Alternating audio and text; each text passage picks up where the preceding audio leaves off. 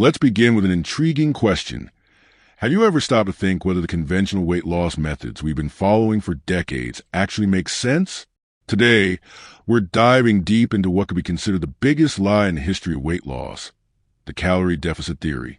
This idea, that simply eating less and burning more is the key to losing weight, has been repeated countless times in universities and the media. But does it really work for everyone? Let's find out together. The calorie deficit theory suggests that weight loss is simply a matter of consuming fewer calories than you burn. But when we dig deeper, we realize this isn't necessarily true. The notion that all foods are equal if eaten in moderation is a fallacy propagated by the processed food industry. Even a small amount of the wrong foods can trigger cravings, making it difficult to maintain a sustainable calorie deficit. When we analyze the calorie deficit theory through the lens of hormones, the story becomes even more interesting. Let's focus, for example, on insulin. This hormone plays a crucial role in regulating the fate of calories in our body. When insulin levels are high, the carbs we consume tend to be stored as fat, hindering fat burning. Insulin is largely triggered by carbohydrate consumption. This means that even if you consume the same amount of calories from steak and from soda, the effect on your insulin will be drastically different. In my practice, I've met many people who believe they were following a calorie deficit but weren't losing weight. Upon reviewing their food logs, I discovered they were eating small amounts of carbs, like a glass of wine or a piece of bread, without realizing that these were enough to raise insulin and switch off fat burning. That's why it's important to understand that not all calories are created equal. Another hormone relevant to fat burning is cortisol, also known as the stress hormone. Cortisol has the power to indirectly increase insulin and interfere with sleep. Since most fat burning happens during deep sleep, disrupting this process can be harmful. Fiber also plays a key role in regulating blood sugar levels. For example, drinking orange juice instead of eating a whole orange can cause a sharper blood sugar spike due to the absence of fiber. This proves that the source of calories really matters, even if the amount is the same. The way processed foods affect our body is also critical. Take cod liver oil, a rich source of omega-3, versus margarine. Even with the same calorie count, their effects on the body are completely opposite. Cod liver oil benefits the brain and overall health, while margarine can cause inflammation and other health problems. Satiety is another crucial factor in sustaining a diet. If we consume calories that don't satisfy us, we're likely to feel constant hunger and sugar cravings.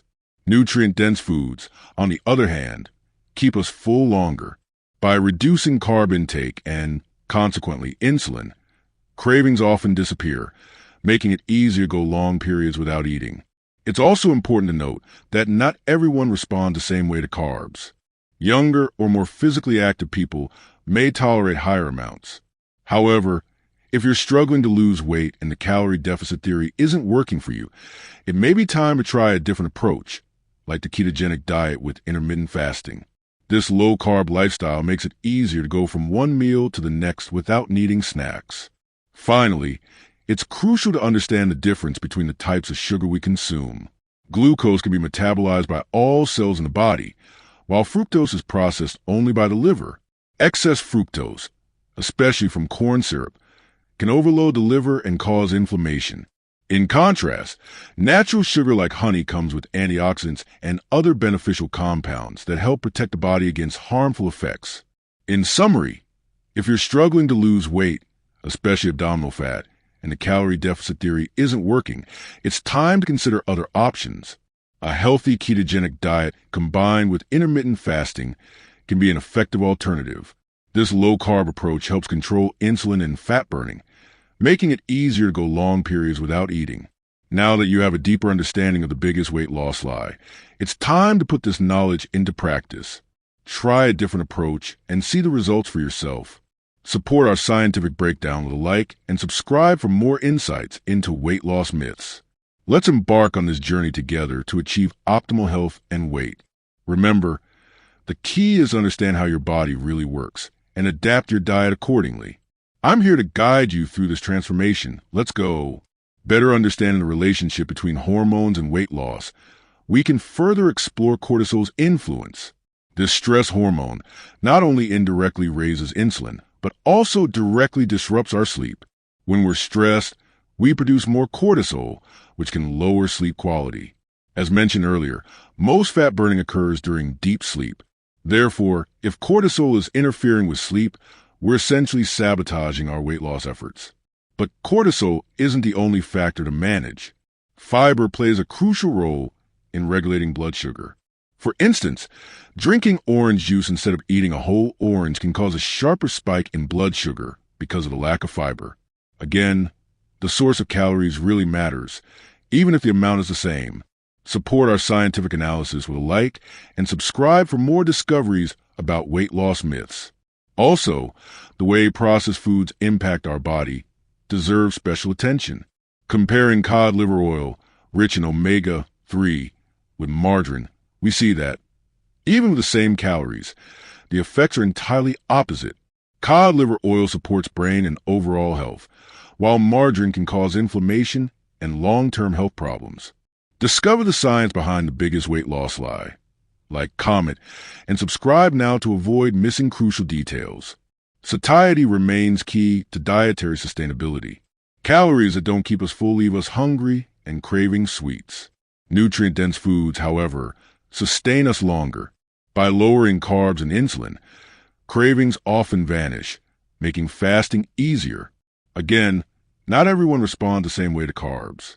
Some, especially younger or active individuals, tolerate more. But if weight loss is a struggle and the calorie deficit theory has failed, it may be time to try keto with intermittent fasting. This makes going from one meal to the next without snacks much easier. Understanding sugar types is also vital. Glucose is metabolized by all cells, while fructose is processed only by the liver. Excess fructose, particularly from corn syrup, overloads the liver and causes inflammation.